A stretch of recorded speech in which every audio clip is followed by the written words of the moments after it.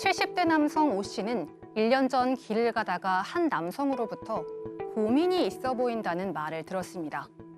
그 남성은 고민을 해결하려면 조상님에게 정성을 들여야 한다며 학교를 짓는데 기부금을 내라고 했고, 치매 초기 상태인 오 씨는 남성의 말에 전 재산인 2억 원을 건네는데요. 나중에야 이를 알게 된 자식들. 아버지 오 씨가 기부금을 냈다는 곳을 찾아가니 그곳은 일종의 사이비 종교단체였습니다. 자식들이 항의하자 종교단체의 모집책인 남성은 민형사상 이의를 제기하지 않겠다는 내용의 합의서를 써주면 돈을 돌려주겠다고 하고, 자식들은 합의서를 작성했는데요. 그런데 이것 또한 거짓이었습니다. 단체는 아버지가 낸 돈의 절반만 돌려준 건데요. 치매 상태에서 전 재산을 기부금으로 내고 이의 제기를 안 하겠다는 각서를 썼다면 이 돈은 정말 돌려받을 수 없는 걸까요? 네, 오늘 이 사건 상담실은 이제 치매 초기 상태에서 전 재산인 2억 원을 한 단체에 기부한 70대 남성의 사연인데 어떤 사연인지 알아볼까요? 그러니까 아내와 지금 단 둘이 살고 있는 70대 남성의 이야기고요. 오늘 사연을 보내주신 분은 이 남성의 아드님이십니다. 약 1년 전쯤에 이 70대 남성이 볼 일이 있다면서 시내로 외출을 하게 되고요. 외출한 상황에서 누군가 젊은 남자가 다가옵니다. 그러면서 했던 말이 낮 빛이 좋아 보이지 않는다. 무슨 고민이 있으십니까? 그랬더니 이 어르신이 어떻게 알았냐? 나 고민이 있는데. 그러면서 이제 둘이서 대화를 하기 시작했던 것이죠. 뭐 이 대화를 하던 중에 이런 고민이 있고 이런 것들은 이제 조상에 대한 정성이 부족해서 그런 것이다. 그러면서 이제 얘기를 쭉 이어가면서 어디론가 데려가요. 그러니까 무슨 사당 비슷한 곳으로 데려가는데 그곳에서 정성을 들여야 된다라고 하면서 본인들이 이제 본심을 드러내기 시작하는 거죠. 어떤 학교를 짓고 있는데 이곳에 기부금을 좀 낼 수 있겠느냐라는 얘기를 하게 되는데요. 알고 봤더니 이제 우리 흔히 알고 있는 사이비 종교 단체였고 누군가로부터 기부금 명목으로 돈을 뜯어내고 있는 그런 단체의 일원이었던 것으로 알려졌습니다. 살다 보면 고민이 있죠. 그렇게 접근을 해서 뭔가 문제가 있는 거 아니냐라고 하면서 결국에는 이제 돈을 뜯어내는 그런 모습이었는데 실제로 그러면 아버님이 그 돈을 줬나요? 네, 그렇습니다. 안타깝게도 이분이 이제 치매 초기로 그 판정이 났고 있는 상태고요.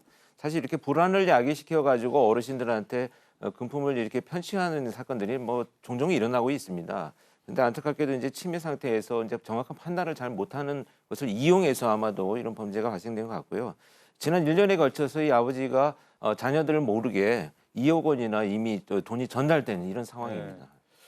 그 이제 아들과 딸은 나중에 이 돈이 건네진 걸 알게 됐죠. 그렇죠. 아버지가 어느 날부터 자식들한테 돈이 없으니 용돈 좀 다오 이렇게 말씀을 하시는 거예요. 그러니까 네. 자식들이 아버지 전 재산이 얼마인지 정확히는 모르지만 아버지가 어느 정도 현금이 있는 걸 알고는 있는데 처음에 자식들은 정말 돈이 없다는 생각을 못하고 어떡하지, 아버지가 치매 증상이 점점 심해지시는구나, 통장 잔고가 저렇게 많으신 분이, 이렇게 생각을 했다라는 거예요.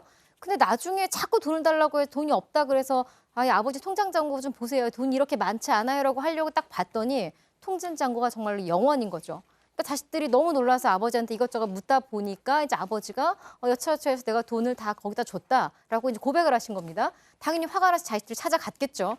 그 종교단체 모집책이었다는 그 남성에게 가서 돈 다시 안 돌려주면 사기죄로 고소하겠다라고 강하게 사례자가 나갔습니다. 그러니까 그 남성이 알았다. 그러면은 내가 1억 받은 거 다 돌려줄게. 1억 다 돌려줄 테니까 대신 민형사상 이의를 제기하지 않는다고 합의서를 써자. 그리고 이 일은 정말 없던 걸로 하자. 돈 다 줄게. 이렇게 했고 자식들 입장에서는 어차피 돈을 다 돌려준다고 하니 그러자라고 이제 1억 원을 돌려받는 조건으로 민형사상 이의를 제기하지 않는다는 합의서에 서명을 하게 됩니다. 그러니까 돈을 돌려받았고 또 합의서까지 이제 써줬는데 나중에 알고 봤더니 돈을 돌려준 것은 그렇죠. 아버지가 낸 전 재산의 반밖에 돌려주지 않았단 말이에요. 그러니까 이 합의서를 쓸 때까지 자제분들은 정확하게 아버지가 얼마를 건넸는지는 모르고 있었던 것 같아요.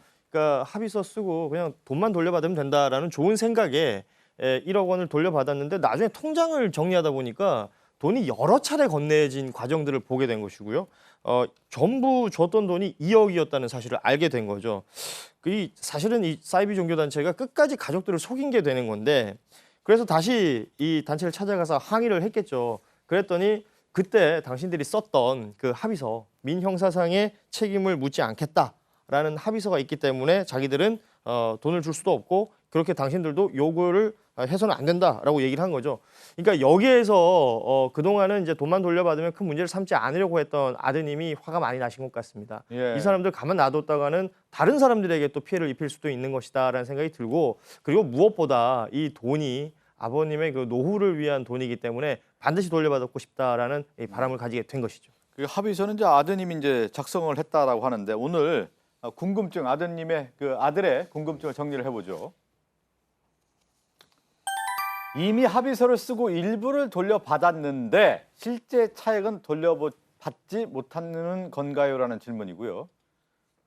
두 번째는 치매 부친에게 돈을 뜯어내고 돌려준 액수도 맞지 않는다면 사기죄로 고소가 가능할까요?라는 질문입니다. 그러니까 지금 첫 번째 질문은 뭐냐면 내가 합의서까지 써줬지만 아버지가 기부한 2억 원을 다 돌려받고 싶은데 1억 원만 돌려받았단 말이에요. 그렇죠. 1억 원을 더 돌려받을 수 있겠냐라는 질문입니다. 일단 좀 두 개로 나눠 생각해야 되는데 네. 이런 합의서를 쓰지 않았다면 다 돌려받을 수 있습니다. 아, 우선 이거는 뭐 명백하게 사기에 의한 법률이기 때문에 취소할 수 있고 부당이득 반환 청구나 불법행위 손해배상 청구를 하게 되면 갔던 기부금을 돌려받는 건 너무나 당연한데 우리가 보통 어떤 분쟁이 생겼을 때 끝까지 서로 양보하지 않다가 절충선을 찾아서 합의를 하잖아요. 예, 예. 이제 이걸 이제 법률 용어로 하면 화해 계약이라고 합니다. 그것도 계약의 일종의.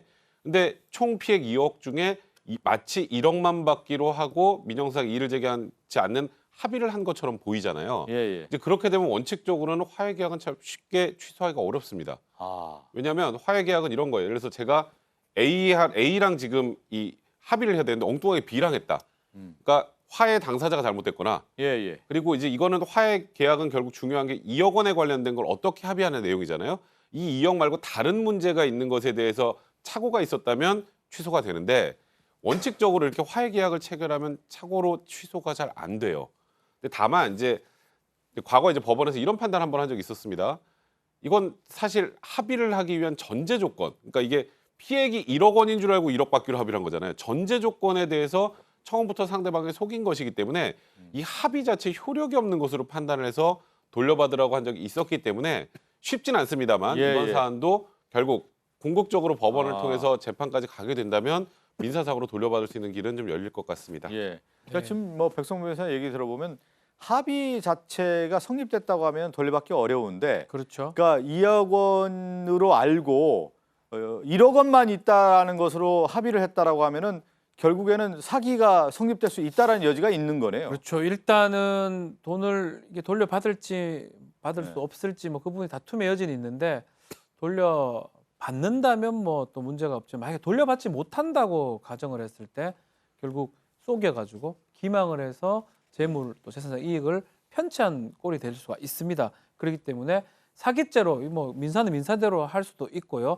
사기죄로 형사 고소를 해가지고 이 단체나 이 단체의 대표자를 사기죄로 처벌하는 방법, 고소하는 방법도 네. 고려해 볼 수가 있을 것 그리고 같습니다. 또 고소를 하면 그냥 돈이 나오는 경우도 있습니다. 본인들이 형사처벌 받을 수 있잖아요. 예. 뭐 길게 해서 민사상 손해배상 청구 소송에서 민사소송으로 진행할 수 있는 방법도 있지만 조금 전에 박준 변호사 말씀하셨던 것처럼 일단 지금 처음부터 돈이 간 것 자체가 석연치 않은 상황이기 그러네요. 때문에 일단 이와 관련된 형사 고소를 진행하면 예상외로 쉽게 풀릴 수 근데 있는 좀 거죠. 저는 또 합의 썼을 때 보면 그냥 이 돌려주면서 민형사상 소송을 제기하지 않는다라고 하는 합의서를 쓰는 경우들이 있나요? 그건 그러면? 기본입니다. 기본입니까? 합의할 때 그게 제일 기본이에요.